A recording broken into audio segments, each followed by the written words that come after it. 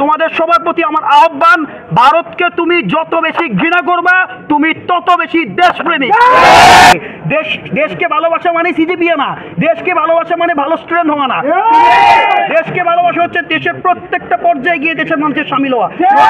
নোয়াখালী বিজ্ঞান প্রযুক্তির পোলাপান দেখছো, প্রত্যেকটা ছেলে মেয়ে এখন নেমে গেছে নোয়াখালীকে রক্ষা করার জন্য।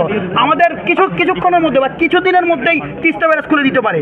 তোমাদেরকে প্রস্তুত থাকতে হবে, ভারত বিদ্বেষী হইতে হবে, দেশপ্রেমিক হতে হবে।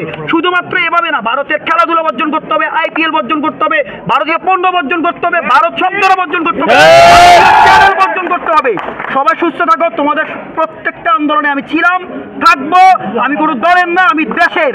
আমার কাছে সবার আগে দেশের সার্বভৌমত্বে বারবার নানাভাবে আঘাত এনেছে।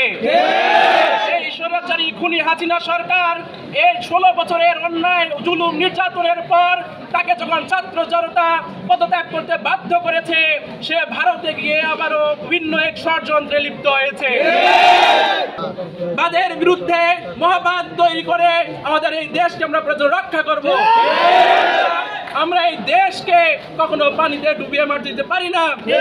ডুবিয়ে মারতে হয়, আমরা ভারতকে বঙ্গোপসাগরে ডুবিয়ে মারবো। ছাত্র সমাজকে ঐক্যবদ্ধ থাকার জন্য সবিনয় অনুরোধ করে আজকের বক্তব্য শেষ করছি। মধ্যরাতে আকস্মিক ভাবে কোনো বাঁধ খুলে দেওয়া হবে। বাঁধ খুলে দেওয়ার আগে ভাটির দেশকে একটা সতর্কতা জারি করতে হয়, সেটা জারি করে নাই। যে তুমি কতটা দেশপ্রেমিক সেটা প্রমাণ পাবে তুমি কতটা ভারত বিদ্বেষী।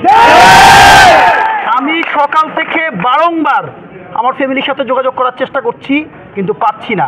এটা কখনোই প্রাকৃতিক বন্যা না, এটা মনুষ্য সৃষ্ট, এটা পলিটিক্যাল। ভারতের সাথে 17টা দেশের সীমানা আছে। আমরা যদি ভূরাজনীতি বুঝি, ইভেন মালদ্বীপের মতো দেশের সাথেও ভারত এরকম করতে পারছে না যতটা আমাদের বাংলাদেশের সাথে করছে। মাত্র 15 বছরের এই রেজিমের চাটুকারিতার পররাষ্ট্রনীতির কারণে আমাদের দেশের আজকের এই অবস্থা। প্রত্যেকটা শিশুকে জন্ম নিতে হবে ভারত বিদ্বেষী হয়ে, প্রত্যেকটা মানুষকে জন্ম নিতে হবে ভারত বিদ্বেষী হয়ে। একটা যুদ্ধ করতে হবে, কারণ আমরা ভারতের কোনো অঙ্গরাজ্য না।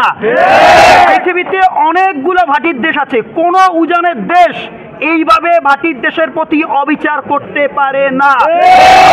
আমরা সোশ্যাল মিডিয়াতে দেখছি বাস্তবতা তার চেয়েও দুরূহ, বাস্তবতা তার চেয়েও কঠিন।